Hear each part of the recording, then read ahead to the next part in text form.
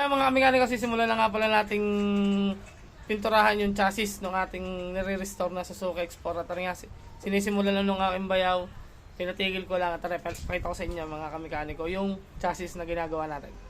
So ayan mga kamekaniko, sinisimulan na nga pala namin linisin yung chassis niya mga kamekaniko. Top brush lang yung gamit namin kasi wala pa kami pang sunblast. Yan. Slap na siya. Pintaba na.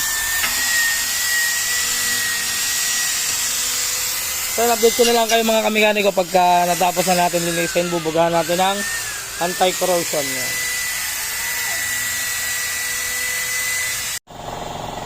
Kaya mga kamekaniko, nakapaghalo na tayo ng 3:1 na anti-corrosion. Ito, 100 ml to. Ang ratio lang nito ay 3:1. 1 ang catalyst, tapos 3:1 sa catalyst, tapos 1:1 sa thinner at yung pintura. So yan, bukin na natin dito hanggang makoating yung bakal.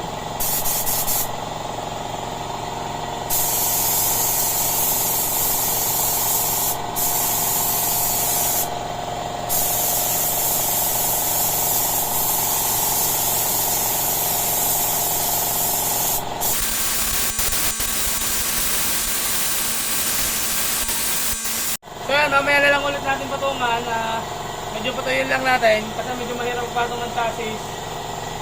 Mamaya na lang ulit natin patungan. Abangan nyo na lang yung magiging outcome ng ating natapos na chassis. Update ko kayo pagka natapos na natin applyan ng anti-corrosion. So yan mga kamekaniko, napatungan na natin ng anti-corrosion. Totally naman naka-isang araw na to. Ayan.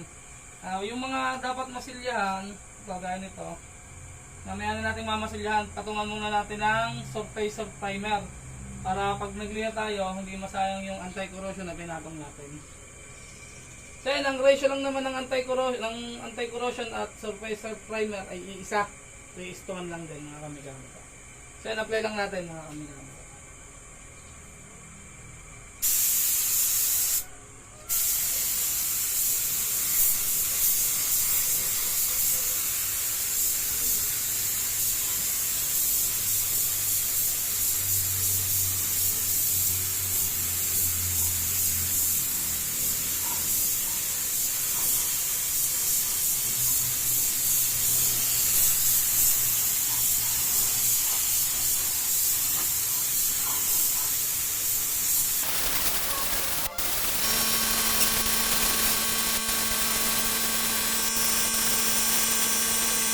Yun nga mga kamekaniko, napatungan na natin ng surfacer primer itong chassis. Yan, naliha ko na rin, tapos nalagyan ko na rin pala ng masilya.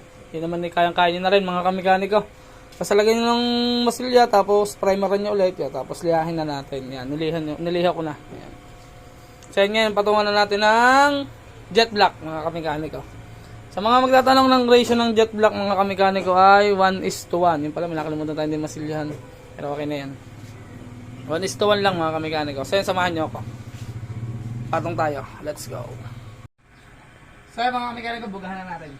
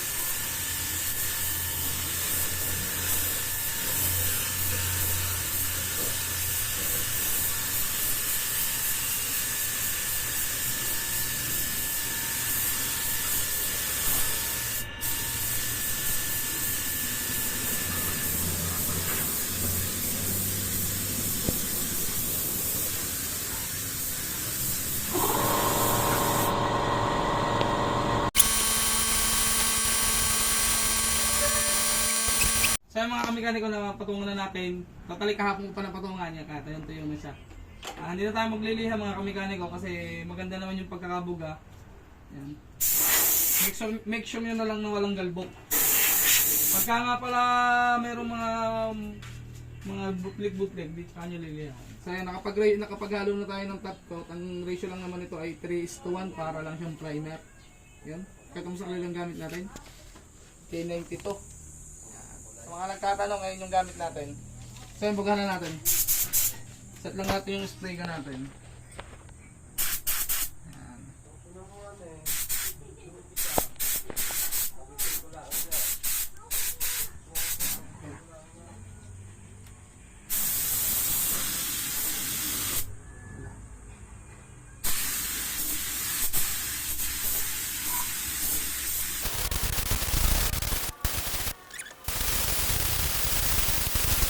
Chassis.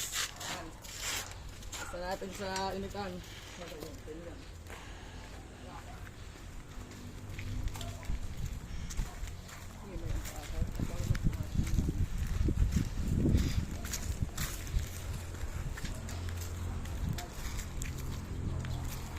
Right, patayin na lang natin dito. Yan. Tingnan natin sa kanila. Kung gaano kakintab. Ganito na kakintab mga kamekaniko yung chassis nating natapos. Alright, chassis na X4. Tatapos lang yan. Mainit-init pa galing doon sa paint room. Siyempre bago ko ilabas yan, nasa 3 oras mahigit na natin pinatuyo doon. Para pag ginalbok o nalaglagan ng galbok, hindi na didikit. Tapos mabilis na matuyo yung ating top coat. Tuyo-tuyo na ngayon pala. Ayan, o. Ito na itsura niyan. Alright. Ganda, oh. Chassis. Chassis na X4. Magkabila yan mga kamekanika. Baka matumba pa. Hop, yan, oh. Alright. Ganda ng chassis. Alright na to. Hanggang loob, may pintura, may top coat hanggang loob. Lahat ng nire-restore natin na motor o na unit, ganyan ang ganyan chassis. Ayan, ganyan kakintab. Lahat. Siya, tama na, pagkainit din eh. Wet look chassis. Wet look yan mga kamekaniko. Yun yung nire-restore nating X4. Yan ngayon. May X4 ulit tayo. Tapos na yung Wibon 25 eh. Di X4 naman. Tama na at kainit. Ayun nga mga kamekaniko. Ay di hanggang din nila ulit ang ating video. Bago na kita magpangipangita ulit. At kainit din eh. Ayun nga ang chassis natin nagawa. Di sa susunod na video. Di abangan nyo. At tayo ay hindi natin maintindihan kung ano sunod natin video. Basta hintayin nyo na lang yung next vlog natin. So hanggang dito na lang. Peace out.